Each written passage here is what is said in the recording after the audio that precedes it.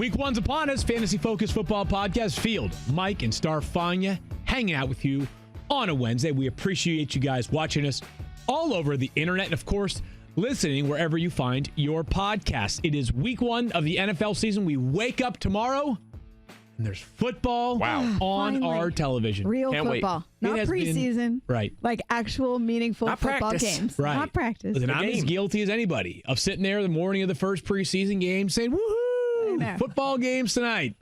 Tomorrow night, the real games begin. And it's going to be a great season ahead, as you can expect. The usual stuff. We'll be previewing and reviewing every game, all the latest injury analysis. Mike has the best projections you can find anywhere, all over the web. Thank you. We have a DFS podcast with Matthew and Mike. But before we get to our big news of the day, not Matthew and Mike, Mike and Daniel, my apologies. DFS podcast, Daniel and Matthew. Yes, that is Friday. Daniel and Mike. Got to get it right the third time. Kyle and third who? time is a charm. Yeah. Okay, Kyle and Keith it is. Anyways, Daniel and Mike have a great DFS podcast. Will tape on Fridays. It'll air on Saturdays. We have some business to take care of, though. And I'm not talking about the Cowboys business, but our own business. We have a live show, as we have mentioned a couple of times, Tuesday, September 17th at Rams Head Live in Baltimore. Great time ahead. And good news, we have opened up about 50 additional tickets for the Baltimore live show. 50. Great chance for anybody who lives in that area or for those who feel like traveling in for the show to join us. Yes. Tell us about how your fantasy teams are doing. Wait, it'll be 2 Sundays in, right? Yes. 2 weeks into the 2 weeks season. in, you can either commiserate or you can celebrate, one of the two. Right. But go to ramsheadlive.com for more tickets. In the meantime, let's get to the football. Rewind. Fantasy news From the National Football League. This is the instant replay. All right, let's get right to it. And tell me if you haven't heard about this one already. Ezekiel Elliott has finally signed a 6-year extension worth $90 million, according to our Todd Archer. It is, of course, the deal we have been waiting for Sounds like months a lot now. Of money. No, it's great money for Zeke. It's Especially a the surprising guaranteed length. part. We can save sort of the contract evaluation nuance for other platforms, but as it pertains to fantasy football, the big thing is what this means is that Ezekiel Elliott is back in week 1. So I think the question everybody's asking is twofold. 1, if you have not yet drafted, where would you draft Zeke? 2, and this maybe is a conversation that we can evolve throughout the week, and I guess I'll start with you, Stephania. How high, or what are your expectations? Can we crank Zeke right back up? You think the Cowboys are going to slow play this one on Sunday against the Giants? I think so. I'll answer a couple questions because I drafted him with pick number 4 last night. Okay. And that was not knowing, but we heard that he was close, feeling strongly about it. So, and I think that he probably would have gone right after that. So, and for me, you guys know that normally I'm a little bit concerned about players who miss camp because you worry about the soft tissue injuries when they come in to start the season. Yep. If they haven't been playing football, there's a period where they have to get acclimated to football. Zeke is a unique character, and we have experience with him missing games and then coming and joining the team, and he did quite fine. So whatever he's been doing in training, and we heard that his agent actually took some folks down there so he could actually go through football work while he was in Cabo. It wasn't just him working out and running on the beach. And I think all of those things for timing and the things that we, from the injury perspective, worry about not simulating and potentially setting up for injury, he's tried to mitigate those as best he can. So from my perspective, the overall risk is not substantially greater, and I would expect to see him churned out in week 1. Mike, the bottom line is this. He's one of those players that when he plays, you play him in your fantasy lineup. Have to feel good about that. If you were drafting tonight, where would you want to take Ezekiel Elliott? How high would he climb in your overall ranks for those that have not yet selected their teams? I'm going to put him right back where he was before all this, which is second on the board. I mean, we only dropped him to 4 anyway, and we thought he might miss some time. So, look, if you wanted to take Barkley, Kamara, McCaffrey before him, it wasn't a big deal then. It's not a big deal now. It's a matter of preference. These guys are all close. But for me, I think it's Barkley, clear number 1. Those next 3 are very closely, but I would lean towards Zeke. I mean, really the only issue we had with him last year was a lack of work near the goal line. I don't think that's something that's going to repeat itself. He's still a big back. He's the engine of that offense. So for me, there's really nothing to be concerned about here. He's the 2. When we talk about a player averaging 20 and 5, it's usually a reference to like a basketball point guard, right? 20 points, 5 assists. Zeke Elliott last year averaged more than 20 carries per game, more than 5 receptions per game. He is, to me, seriously, Saquon will enter this conversation soon, but we have a larger sample size of Zeke. Of all the workhorses in the NFL, the preeminent workhorse, the guy who is truly the engine, as Mike just said, for his offense, it's Ezekiel Elliott. I've got him at 3rd overall behind Christian McCaffrey, slightly less passing game upside, but as you're saying, Mike, it's Saquon, and then it's 3 guys that, we have the War Room League draft tonight. I'm sitting at pick 4, and, basically our decision is likely this. Who goes ahead? Who goes, basically, it's Saquon, and then who? And we'll just take the leftover. You're in a good spot. Feel good about that. Let me know who you're taking, because I just traded for the 5th pick. Way to go, Stephania Bell. We do feel good about those. That we feel good about how things are going to shake out. So Zeke back. It's a core 4 in fantasy football. Yes, now we're going to use Matt Breida being listed as the 49ers starter as sort of a jumping off point, because yesterday was unofficial depth chart day around the NFL. For those that may not know, and I'm not trying to be contrite or funny here, but many of these depth charts are put together by members of the public relations staff. And that is not to say that these public relations staffers are not smart people, but it's just as much an educated guess as maybe some of us who are watching and observing these teams from the outside. That being said, Stephania, you're the resident 49ers fan. You put any stock into Matt Breida being listed as the starter over Tevin Coleman? Stock? No. But I will tell you, it's interesting because I've been talking with several folks who are out there in 49ers land, and I was there at camp and was talking about this whole Matt Breida, Tevin Coleman situation. So I know that this, in this case, we're talking about the 49ers. People are paying a lot of attention to this depth chart because you've been hearing about, well, what's the workload split going to be between the 1 and 2? So when they see Breida listed as a starter, people think, oh, maybe he's going to dominate the workload. I actually reached out to a couple 49ers folks last night and got the, don't put too much stock in this. This is, as you said, Field, it's something that's put together by the PR staff. It gives a good glimpse of the overall 53 roster, but this is not to be interpreted in any particular way. That being said, I will also say in this situation, there are a lot of people who thought Breida outperformed Coleman in camp, but that the likely split is still going to tip the scales with Coleman first, Breida second, but that timeshare could change in terms of who gets more volume as the weeks go on. This could be one of those backfields, Mike, where you actually do have 2 useful and sort of competent pieces each and every week. Yeah, no doubt. And you're going to have a third, Kyle Juszczyk, of course, catching passes. He'll be in the mix for 30 catches. As long as it's in the end zone, we're good. Yeah, no doubt. Look, before this even happened yesterday, I had Matt Breida leading this team in carries this season. So this isn't really shocking by any means. I think we all kind of, once Jerick McKinnon went in IR, we kind of expected this to be a 2-headed attack. So I think Breida, being the team, the incumbent lead back for this team, it makes sense that you would put him number 1 in the depth chart. I don't think it's a big deal. I think he'll be out in the field first if they're running the ball. He'll have a slight edge in carries, but I think Coleman's a better fantasy back because he'll probably catch more passes. I think that's where he really stood out with Atlanta. That's how they're going to use him. So I would put him still more in the strong flex conversation. Breida, a little more value in non-PPR, but more of a back-end flex. Yeah, if these depth charts are to be believed, Quinnen Williams, a 3rd overall pick and perhaps the best prospect in this draft, he's a backup. Yeah. That tells you kind of everything you need to know about these depth charts. That being said, we'll continue to study them as more are released today.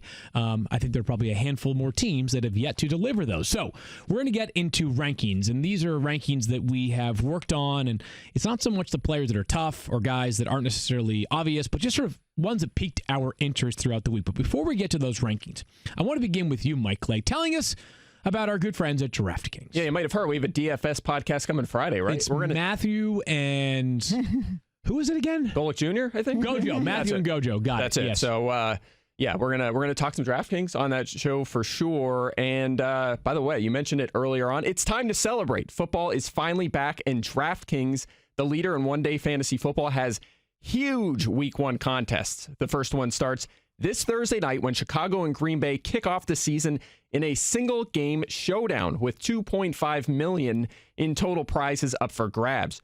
Draft your single game showdown lineup and feel the sweat like never before. It's simple. Just draft 6 players from the season opener. Stay under the salary cap and see how your team stacks up against the competition. Plus, new users who sign up today at DraftKings.com/FFF will receive a free shot at the $1 million top prize. That's a lot of money. Nothing adds to the sweat of watching the game quite like having a shot at a $1 million payday. Kick off your season the right way. Head to DraftKings.com/FFF right now for a limited time. All new and existing users can get a deposit bonus up to $500. Plus, new users who sign up at DraftKings.com/FFF will get a free shot at the $1 million top prize with your first deposit. How much? That's $1 million. You'll be hanging with Zeke Elliott with that kind of cash. That's DraftKings.com/FFF for all new and existing users to claim your special offer. Only at DraftKings. Minimum $5 deposit required. Deposit bonus requires a 25 times playthrough. Eligibility restrictions apply. See DraftKings.com for details. Good stuff there, Mike. And let's get into some week one rankings conversations. And everybody is looking for lineup decisions now because most people have done their draft. So I'll start here. Here are some of the players that kind of piqued my interest, players to watch in week one. And that'll be reflected in my rankings when they are live on the site. The first player for me is Jameis Winston, the quarterback of the Tampa Bay Buccaneers. And I think narrative-wise, it's been largely positive, this marriage between he and Bruce Arians this offseason. Bruce Arians quite literally wrote a book about being a quarterback whisperer and how we can usually maximize a quarterback's productivity. He did it in Arizona with Carson Palmer during Arians' last stretch as a head coach. He has been excellent in other stops, whether it was in Indianapolis, whether it was in Pittsburgh. Bruce Arians is a quarterback guy. Jameis Winston has plenty of talent, and fantasy football-wise, there have been times where he has been very, very useful. But with that talent also comes a propensity for mistakes. He has been one of the most turnover-prone players since being drafted. This will be his fifth year, so 4 full seasons ago. But he has a matchup that really makes me sort of want to salivate a little bit. It's the 49ers. The 49ers last year were sort of deplorable defensively. They have improved in some ways. But as we are getting into week one rankings, it's rare that I'm necessarily calling for streamers in week one at quarterback because you kind of want to go with the player that you drafted, and it's tough to roster 2 quarterbacks right away. But Jameis Winston is a guy that I could see him being a consensus top 10 play this week in terms of ranks because of the matchup here, Michael. Yeah, there's no doubt about it. I mean, if we weren't worried about the interceptions and potential benchings and, suspensions and injuries and all the things that happened last season, I think we all would have ranked him top 10 for the season. In fact, last season in 9 starts, including ones where he was benched, he was quarterback 4. So he was already delivering top 5 numbers. You mentioned the 49ers struggles against the pass last season, 7th most fantasy points allowed to quarterbacks. They only had 2 interceptions, and you just mentioned that's really the culprit with Jameis Winston is the interceptions. They did not get interceptions. And you might say, well, that's last year, and that's true to some extent, but the secondary is almost exactly the same. They bring in Jason Verrett. He's questionable. Quan Williams, the slot corner, he's questionable as well. So I'm with you. I mean, Stephania, I know they added to the pass rush. The defense should be better overall, but the secondary still worries. The secondary is still the big problem. I who have not. I've been the opposite of a Jameis Winston apologist, but I actually came up. He's top 10 play for me this week. Everything you heard out of camp this year on Jameis Winston was that he and Bruce Arians has somehow really reached him in a way that hasn't been seen before, and that they've been working together on a lot of off the field, the game film, the studying, and the way that he's impacting him as a coach seems to be generating a lot of positives. It's about time. I think every year, Field, we've asked, is this the year that Jameis Winston eliminates all those errors? I finally feel like this could be the year. It better be, or else I'll tell you what Jameis Winston will be. Out of a job? I'll say somewhere else next year, not in Tampa Bay. Him and Mariota from that class, right? That's I mean, both of them, we can't seem to put our finger exactly on who they are. And I kind of feel like there's a chance that Jameis stays in Tampa Bay beyond this year. It would be more surprising if Mariota. I feel like Tennessee is shopping for a quarterback next offseason. Another conversation for another time. But I do like Jameis Winston as like a top 8 play this week.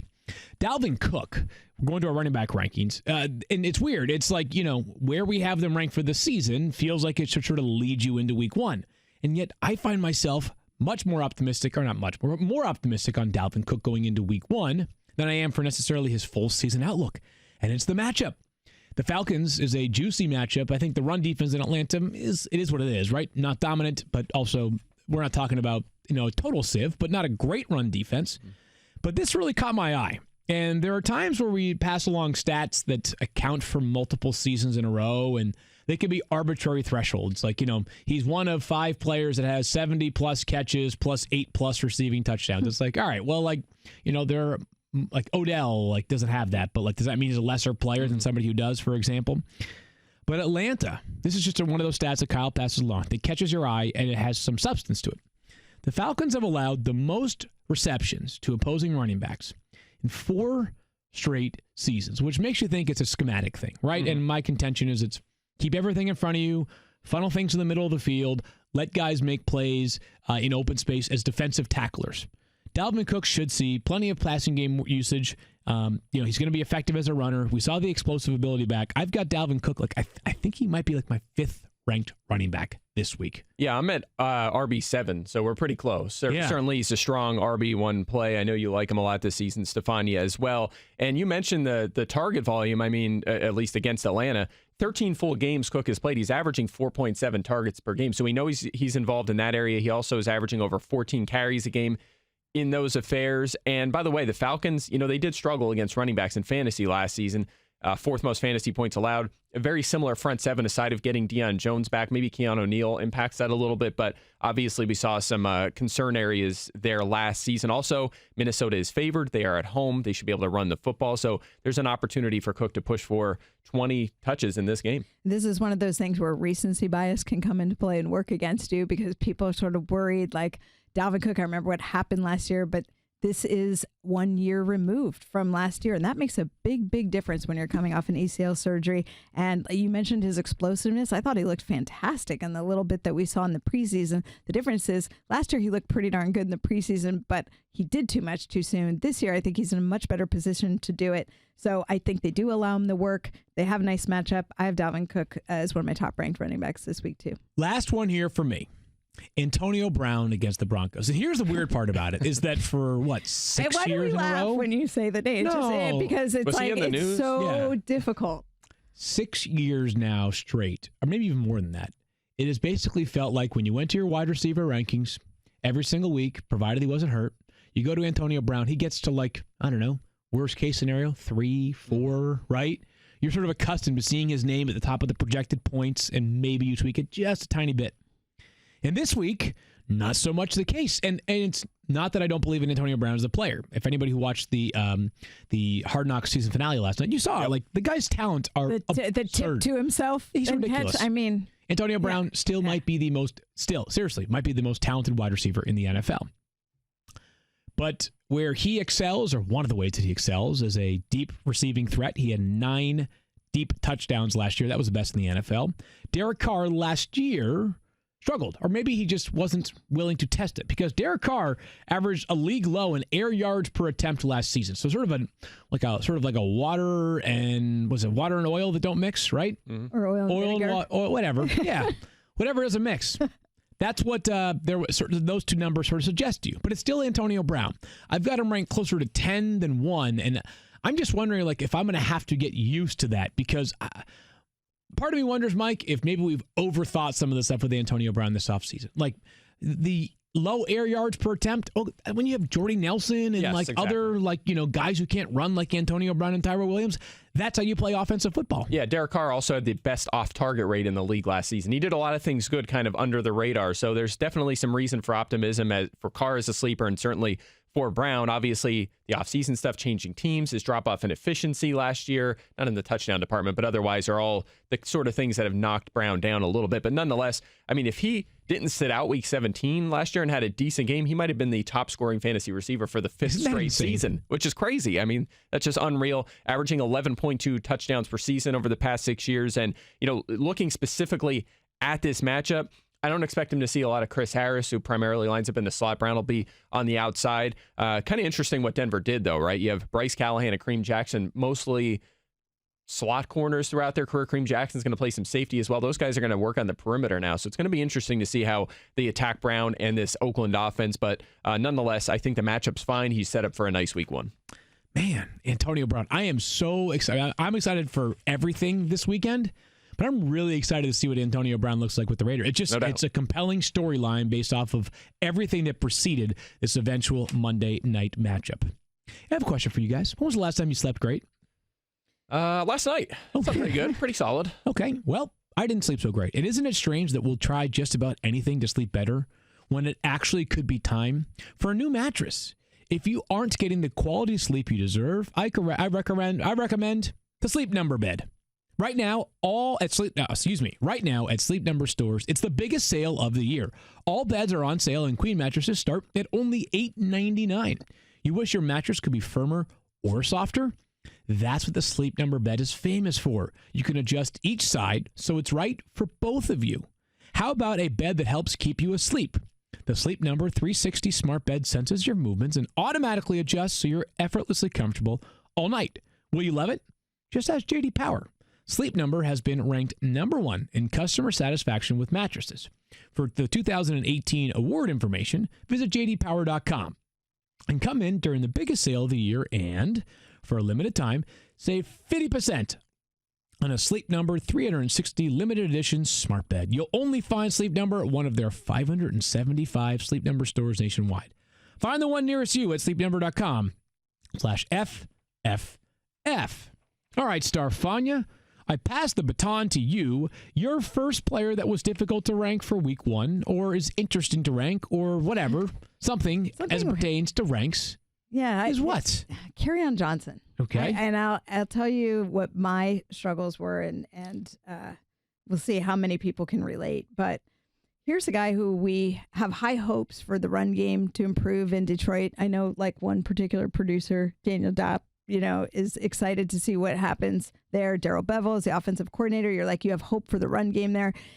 And Kerryon Johnson was really, we started to see him find his footing. He obviously was looking great last year prior to the knee injury that ended his season. He had the MCL sprain. He missed the final 6 games, almost 650 yards rushing, over 200 yards receiving, 4 touchdowns.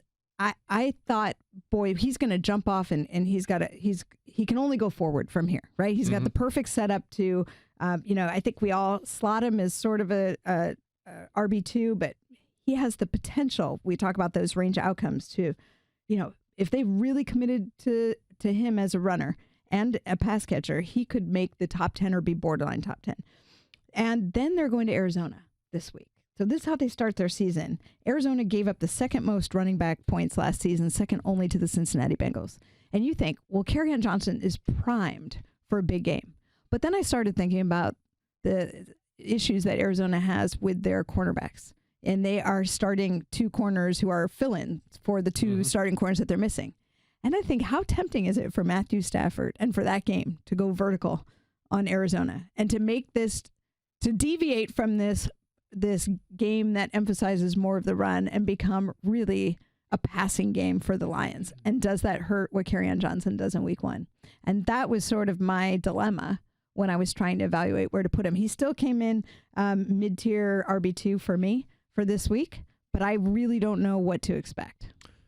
Yeah, for me, I mean, he's RB15, so I think he's a solid or at least a borderline front end RB2. So I still like him a lot. You mentioned Arizona's struggles against running backs last season, and again, you don't put a ton of stock in this, but this is, you kind of touched on it before. Sometimes stats really jump out at you. These are categories in which the Cardinals were worst against running backs last season: looks, touches, scrimmage yards, total touchdowns, rushes, rushing yards, rushing touchdowns. Also 3rd worst in yards per carry, carries inside the 5 allowed, rushing OTD and snaps. That sounds bad. That's a lot of categories. Sure, that is no a lot question. of categories. They were better, a little bit better against running back receiving production, 4th fewest targets. Some of that was game script related, of course, as were the others. They were struggling. We think they're going to struggle again for the most part this season. That's coming from someone who's probably more optimistic than most. I think maybe they're a 6-10 team, not a 4 or 5 win team. So nonetheless, they add Jordan Hicks, DJ Swearinger. They might help against the run a little bit, but still they have some problems on the defensive side of the ball. Also, last year, Kerryon Johnson, 4.0 targets per game. That's a decent number in itself. That would have put him on pace for around 50 catches last year. Theo Riddick's gone, and he had 61 catches last season. So even if they are throwing the ball, even if they're behind at Arizona, we know he's going to be involved in the passing game. And if they're ahead, they'll use C.J. Anderson, sure, but he's going to get carries as well. So I think he is a very solid, high-floor fantasy asset this season. New offensive coordinator in Detroit, some new pieces in place, obviously, on the offense, led by T.J. Hawkinson, their first-round pick. We'll see if it has a different vibe, different feel, different tempo to it.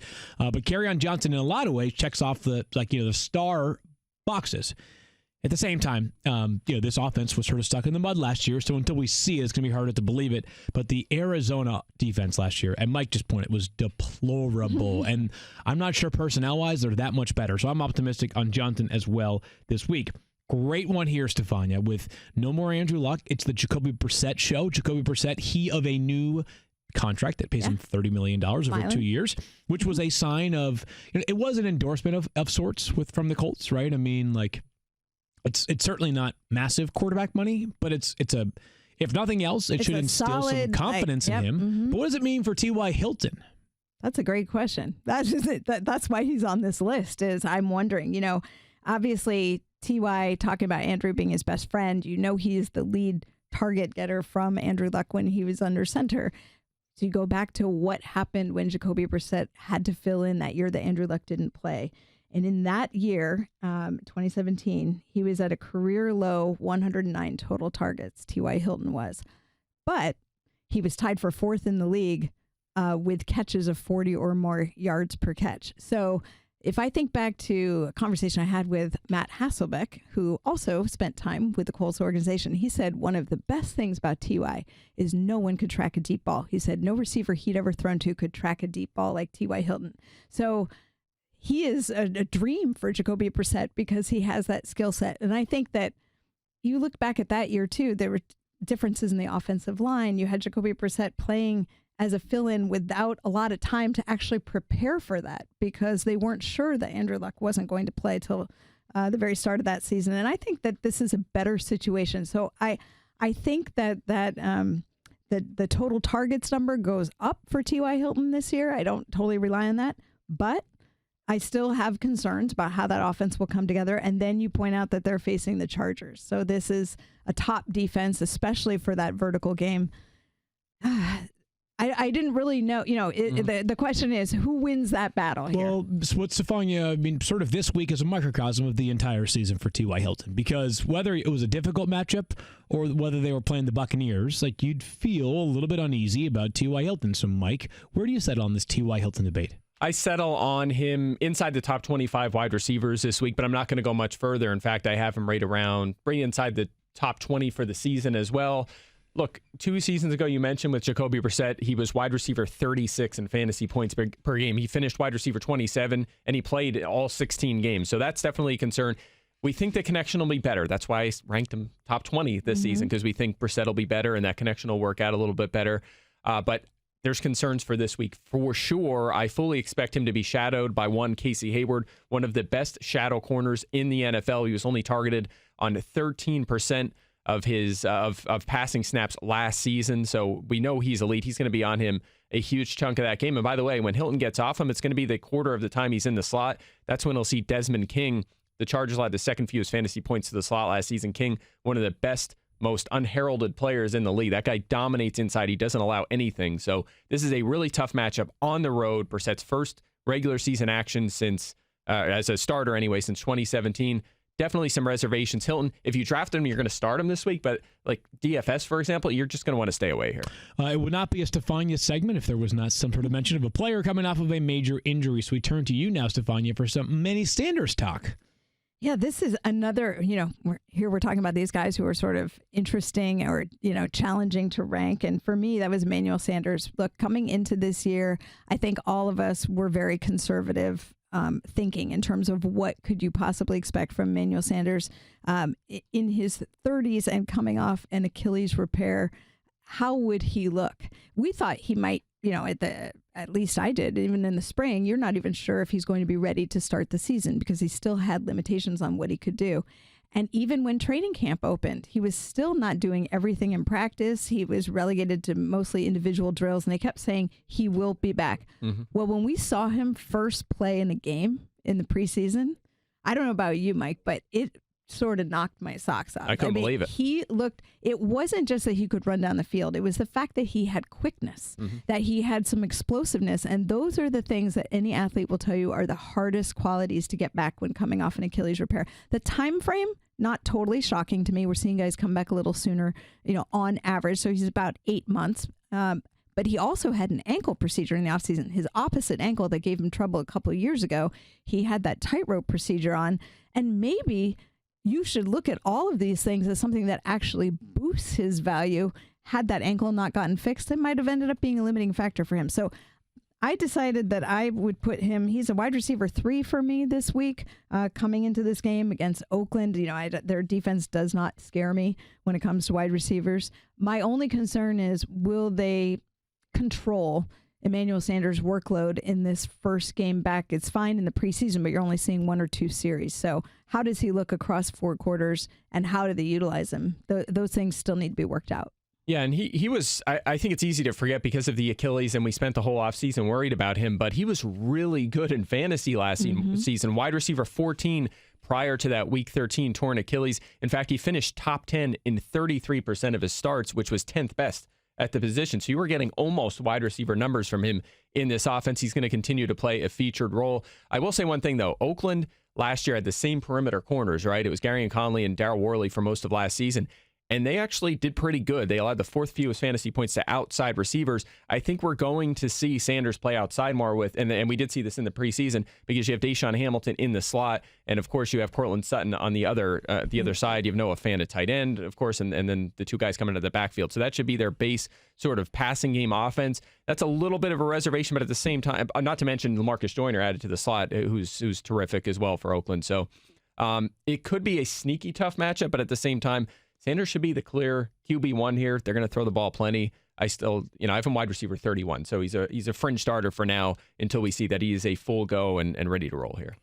All right, good stuff there. I wonder if some of that outside receiver production in Oakland, or the lack thereof, is attributed to the fact that 2 of the best receivers in their division often play from the slot, right? Keenan Allen, Tyreek Hill. Obviously, he'll play some from the outside as well, but good notes there from Mike, and Mike is, of course, the king of these wide receiver cornerback matchups. We're going to get into in just a moment after a quick break.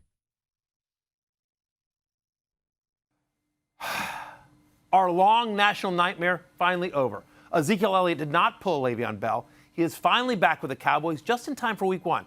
Hey, if you were smart enough to draft him despite the risk, kudos to you. Since entering the league in 2016, Zeke has had an NFL-leading 28 different games with 20 or more carries. That is 11 more games than the next closest rusher. He is a true workhorse. Furthermore, last season, Elliott showed he could be an even bigger threat in the passing game. 9 different games with 50 or more rushing yards and 5 or more receptions. Hey, is Zeke Elliott in football shape? Maybe not. Is he rusty? Maybe so. But if he's in the Cowboys lineup Week 1, he needs to be in your fantasy lineup Week 1. Don't overthink it. Don't even regular think it. Don't think it all. If Ezekiel Elliott is playing for the Cowboys, he's playing for your fantasy team. Hey, don't forget to watch the Fantasy Show streaming all season long on ESPN+. Fantasy, you're in the whole 6010. Focus. Fantasy, focus. Good stuff there. Nice little cameo for Matthew on Daniel Dopp's TV show. For those of you on the audio version, we actually rolled a clip from the Fantasy Show on the video version. Something we can do during our breaks, which is good stuff here. RamsheadLive.com. Find your tickets, by the way. Let's get back to Mike Clay's positive wide receiver and cornerback matchups, because Mike Clay's weekly read has been debuted. Go find it on ESPN Plus. Oh, I'm sorry. Go ahead, Phil. No, I was going to hand it over to Daniel. I just going to say this is my favorite art, and I'm not just saying this because you're sitting here, because I'll bring up Dalvin Cook anytime. I know you will. I'm surprised you didn't earlier, honestly. I was just I've beaten that horse. But honestly, this to me, for fantasy players, like if there's a must-read column every week, it is this wide receiver cornerback matchup. Thank you. And on that note, play my theme music, Daniel. He's a brainiac, he's Mike Clay. Don't expect any more compliments out of me. Look at Mike coming in with demands here. Right? Like, guy shows up for one. Play my music. What do you think this is? WWE? I expect to hear that whenever I walk through automatic doors that open. I'm surprised it doesn't play at this point. Wow. Come on, Mike. Silly rabbit. All right, let's get to it. So seriously, that column comes out every single Wednesday, and the basis of it is pretty simple. Which wide receiver draws the most difficult cornerback matchup, or conversely, which wide receiver draws the easiest cornerback matchup? So, Mike, let's begin here. Some positive matchups, because you know what? We're in a giving spirit, positive times. Plus, the Lions are winning the Super Bowl, one of 4 teams to go 12-4 in the NFC North this year. Kenny Golladay, what say you, Michael? I say Stephania covered it earlier to some extent, so good foreshadowing. I'll give you a compliment as well. That was a good call earlier. You foreshadowed the fact that the Cardinals are just a disaster at cornerback right now, right? So this applies to Marvin Jones. It applies to Kenny Golladay. They both align primarily on the perimeter. Last year, Golladay 69% of the time. Marvin Jones 84% of the time. What does that mean? Well, let's look at who they're going to face. Patrick Peterson is suspended. Robert Alford is on IR, could come back late in the season, I believe. So they're both sidelined. Correct. Yes. Okay, I thought so. I thought he went on there after cut day. Anyway. Sunday it was, yep. So here are the four corners for Arizona. Byron Murphy, second-round pick this year. He is making his NFL debut. I think he'll work the slot for them. Tremaine Brock, 31-year-old journeyman, 461 snaps played over the past 2 seasons. Christopher Jones, 2018 UDFA, undrafted free agent, 0 NFL snaps, and one Kevin Peterson, who they just claimed off waivers from the Rams. He's played 94 career snaps. That is who the Cardinals are going to use to try and stop Kenny Golladay and Marvin Jones. Remember, Jones was already giving you wide receiver 3 numbers last season. He was wide receiver 27 before he had his knee injury. He gets targeted downfield, often top 15 in average depth to target each of the past 3 seasons. He's going to get deep shots against these corners. I think Jones could pay off, and obviously Golladay was delivering the goods, especially down the stretch last season. We all expect him to make that year 3 jump. He's positioned for a huge role in this offense. I mean, this sets up beautifully for both of these guys. Must start either way in lineups, but DFS, gotta love him. Gotta love Kenny Golladay this week. And I have a pitch. The next time that Mike has some insanely ridiculous weak cornerback group, we need to do an NBA on TNT style edition of it, where Mike just starts listing cornerbacks, and we have to guess whether they're actually NFL players or not. Charles Barkley does NBA player or not. So love that. Late in the season, Kevin Peterson, cornerback or not. It's hey, here's Ronald Livingston, NFL cornerback or not. That would not be out of the question. Years ago on the 0609, we used to do is this a real rapper? Rappers are capitals. By the names. Do you remember that? Yeah. Daniel, it was we threw out these names and it was real rapper or not a real rapper. We could do cornerback or rapper. Yeah, when you mentioned J.D. Power earlier, I thought that was a new fullback that signed with Atlanta. So I was like, we could so play this. Mike was literally updating his database. I was J.D. Power. What? Did they give him a signing bonus or no? And associates. Kenny Golladay, love the spot he is in. Again, a reminder, Patrick Peterson out for 6 weeks. We may be talking about this Cardinals matchup several times over. The Cardinals, man, I think they're going to be, defensively, it could be woeful this season in Arizona. Speaking of other favorable wide receiver matchups, on Sunday night, we get one of, all the games sound good right now, but one of the premier matchups of the week, Mike, the Patriots and the Steelers. Which side of this one are you in on? Yeah, I'm in on Edelman for sure. This is going to be an upgrade. And again, obviously in season long, you're starting this guy anyway. We're apply this to DFS for sure, unless you're in a super shallow league where you're deciding between Edelman and Golladay. Exactly, something like that. But nonetheless, Edelman's primary matchup here is Steelers slot corner Mike Hilton. These teams did play in Week 15 last season. Very similar dynamic on both sides of the ball in terms of talent. Edelman had a good game, 11 targets, 7 catches, 90 yards. Now, the Steelers did shadow Edelman with Joe Hayden on his outside routes, but we know Edelman primarily lines up in the slot. So he's only on him on 2 of those plays. Otherwise, he was on Hilton. That's where he did most of his damage. That's going to be the same scenario this week. Not to mention that Hayden could conceivably shadow Josh Gordon, which is a possibility. That would mean even fewer routes against the Steelers' top wide receiver. The Steelers allowed the second most fantasy points to the slot last season. Again, same cornerbacks are going to do most of the damage in the slot. The only change really is Steven Nelson on the other side. And finally, we know Edelman's going to get volume, 8 targets or more in 9 of 12 games last season. The guy's a workhorse, heavily targeted, and the matchup is very, very good. I'm sorry. I was just going to say this Tristan stat, Tristan Cockcroft, who does the consistency rankings, which is another item of ours that everyone should take a look at.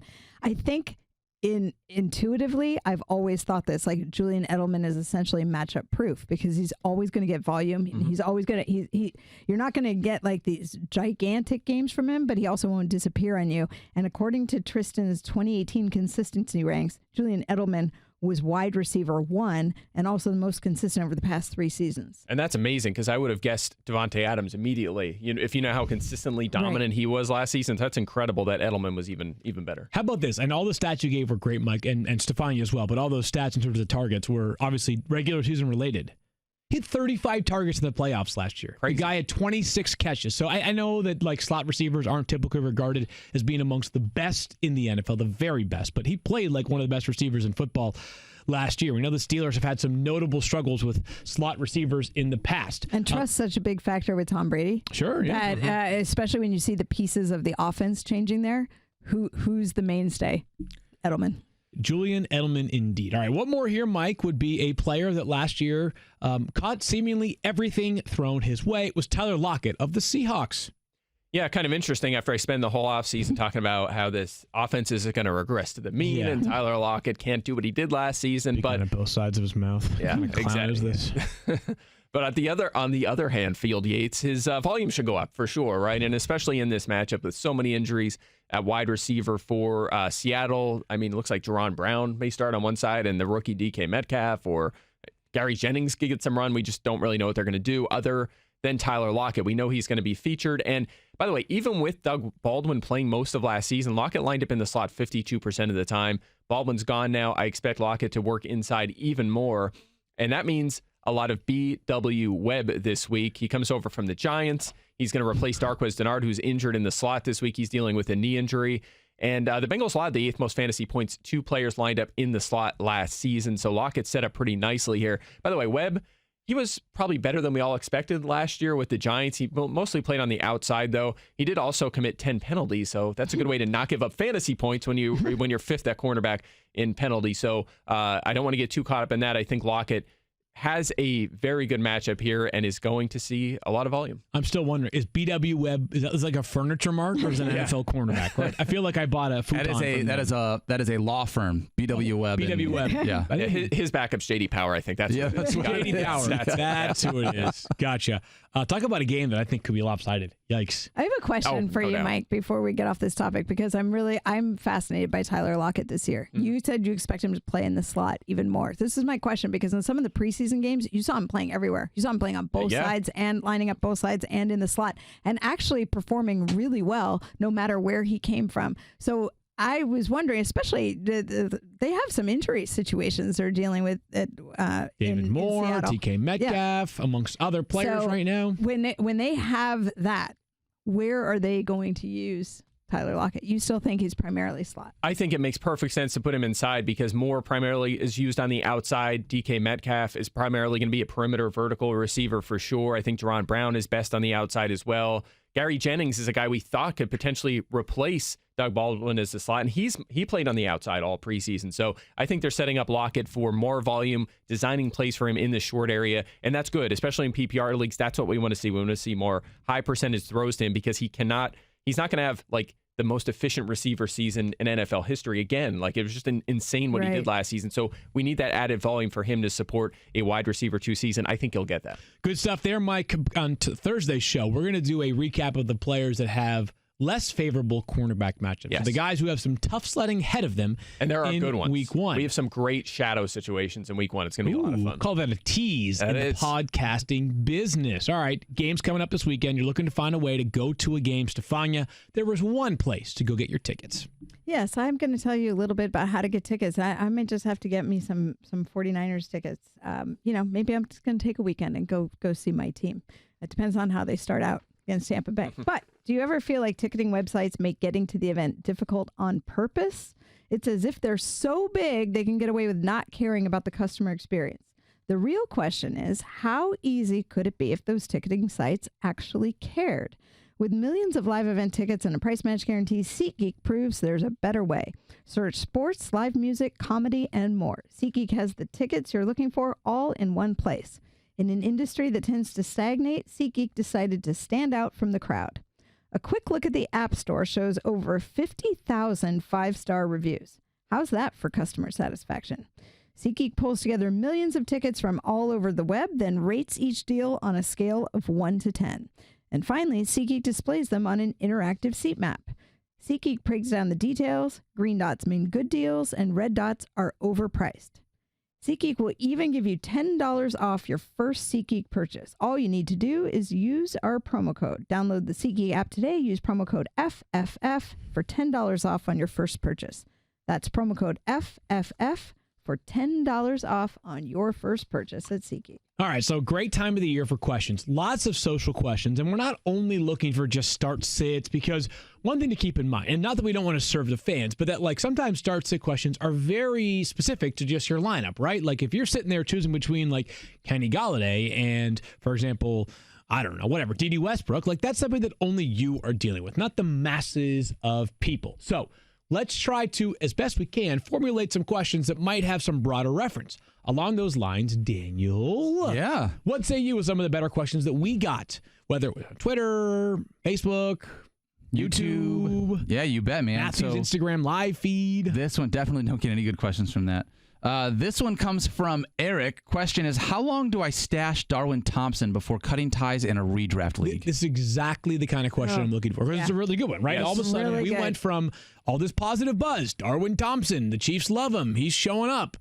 And then the first chance the Chiefs had to sign a notable running back, you know what they did? They did. They signed him to a deal worth up to $4 million. One guy named Shady McCoy. I can't, here's the thing. Part of me kind of wonders, like, sort of can drop him right away. And here's the reason why, is that he's a third string running back right now in his own team. Like, what is going to change in, like, if what changes in the first week of the season, 2 weeks of the season, 4 weeks of the season? Like, if in the first 4 weeks of the season, he is taking over snaps for Damian Williams or LaShawn McCoy, especially if it's Damian Williams, well, then you have a much more major investment gone awry. So I think right now, like, I don't think he needs to be rostered in all 10-team leagues. Yeah, he absolutely does not need to be rostered in 10 or 12-team leagues. That said, is it a big deal if you put him on the end of your bench? No. I mean, there's a long list of upside players that we have to shuffle through every single week and decide, okay, you know, I have a spot. This guy's out for a while. I have an empty spot. I'm dropping David Moore. Who can I pick up? There's always a list of interesting guys. He's one of them because here's the thing.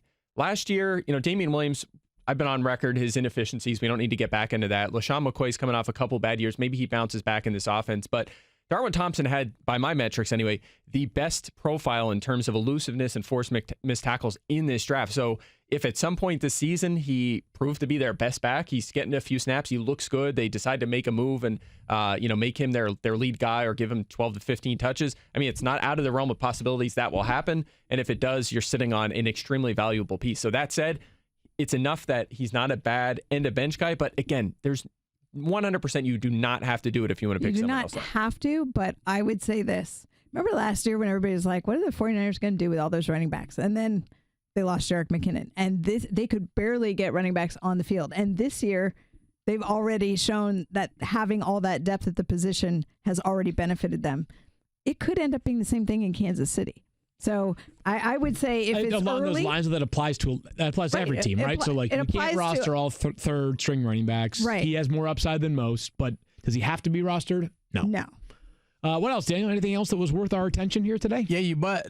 Chris wants to know, Okay. you butt head. Chris wants to know, does Jaron Brown have short-term value given the injuries to DK Metcalf? So kind of And more. continuation of what we were talking Yeah, about a Mike- minute ago. Mike referenced that. Short-term value is sort of a subjective term. I think it would mean like literally until DK Metcalf might play in week 1, by the way, according to Pete Carroll. Like it sounds like he could literally play as soon as Sunday. So, no, I mean, could he perform? Sure. Does he need to be rostered? No. Hold on. How's that? When this question was asked, I started scrolling down my rankings for your week projections? 1 at receiver, and I'm still not there. Hold on. There he is, 83, Jaron Brown. No, I mean, if DK Metcalf's out, maybe he'll sneak in there with 5 or 6 targets and catch a touchdown. It's possible, but you could say that about a lot of wide receivers. There's a lot of better options out there. I say the answer is no. I'm going to re-trigger the question, and I apologize to the video team because we don't have the graphics ready for this. Who are some just first names that come to your mind? Players that are like almost wide receiver handcuffs. Guys who carry no value at the moment, but might be worth stashing at the end of your bench just in case.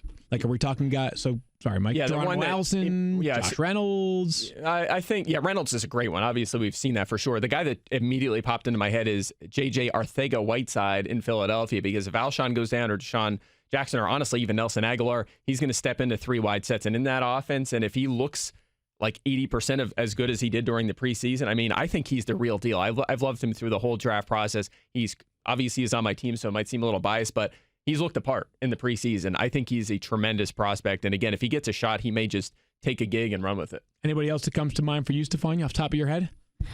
I hate to be so boring and redundant, but I just go back to the 49ers because they have, I think their wide receiver situation is wide open. And there was so much positive buzz about Jalen Hurd. Like, he's a guy where I think there's a little question mark because his back's been bothering him recently. And, the hope is that it's not anything too serious, but he's a guy where I think he could step in right away and be a huge playmaker.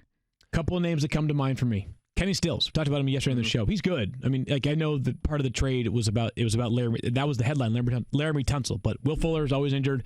Kiki Cutie's going to start off injured. He's already banged up. Yep. Kenny Stills is a good NFL player.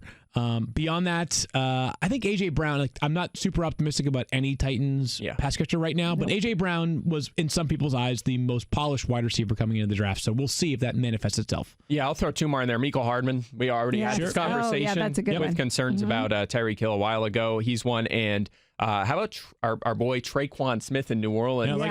If Ted Ginn isn't up to the task or suffers an injury, he's going to have to play every down in this high-scoring Saints offense. All right, Daniel, what say you?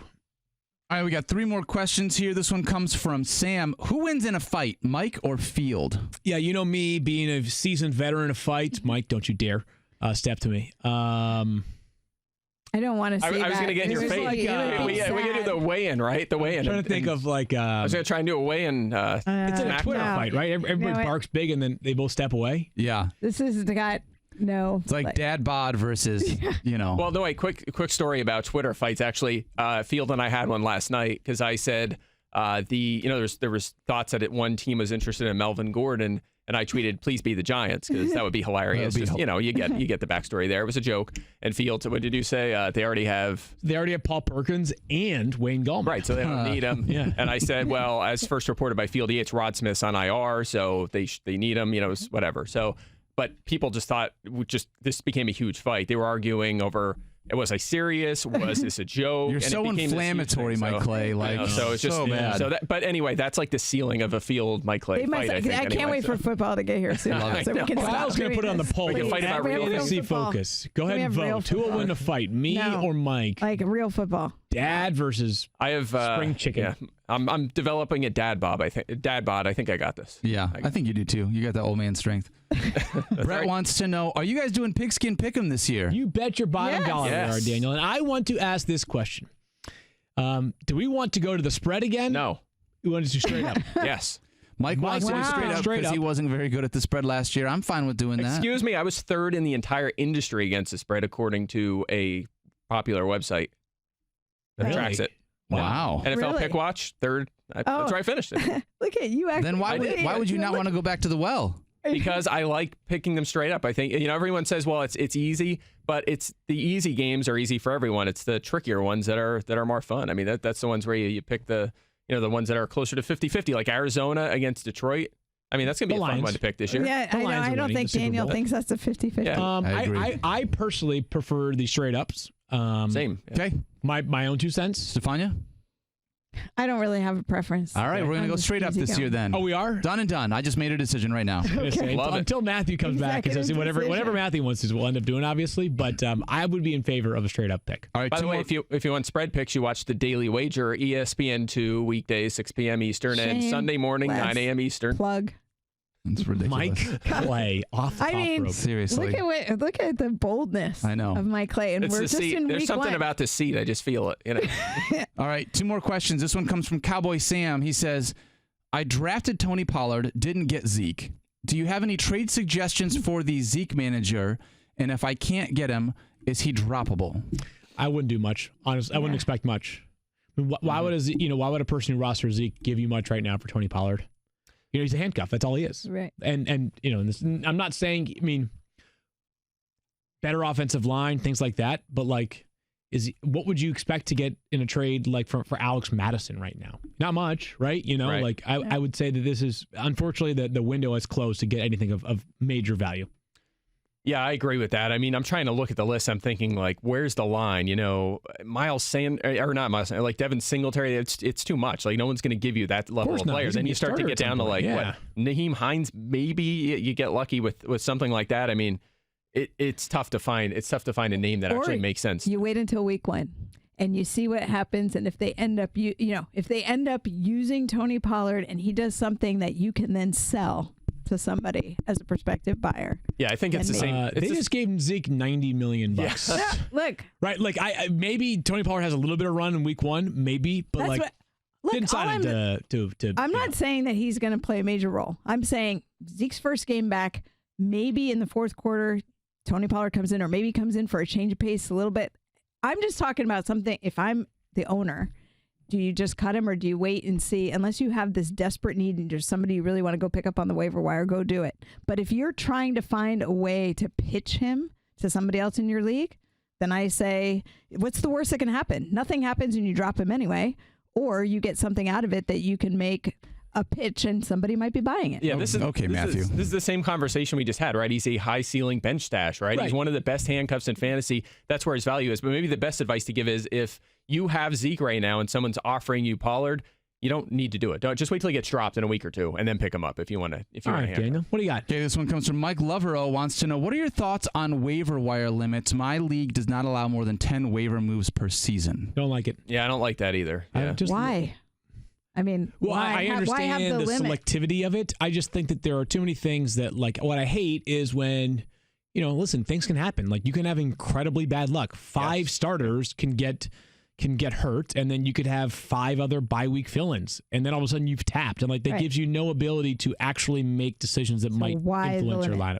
Mm-hmm. I like activity. I appreciate playing in leagues where people are incredibly active. I see it a lot in fantasy basketball, but in fantasy football too. Like, a lot of activity can lead to a lot of productivity. All right, last, just want to say shout out to the Genius Commentary 2019 League. Keith and I did a draft with them. They're a bunch of people that watch the show every time on Twitter and YouTube. So we just want to give them a shout out. They've been here since last year, been here every single year. So it's been great to be able to do that. We like Genius Genius Commentary 2019. Genius Commentary 2019. We appreciate your support watching us every single day on the live stream. A reminder, we're back again tomorrow. It's the 3 of us. We're coming in with a preview of an NFL game that actually matters. Yay, previews. Yay. Mike's negative cornerback matchups, more stuff, any kind of news that might pop up. Who knows? Maybe the Cowboys will sign Dak to an extension by then as well. In the meantime, for Matthew and Kyle and Keith, and who else am I errantly mentioning? For Mike and Stephania, I'm Field. Talk to you guys tomorrow. Peace out.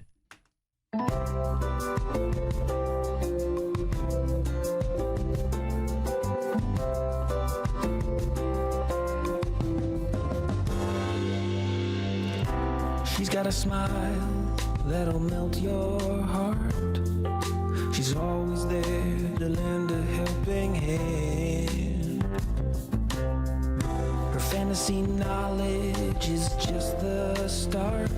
Her skills are highly in demand. She's our Bay Area lady out there hustling for us. With advice that we really trust. She's our Bay Area lady.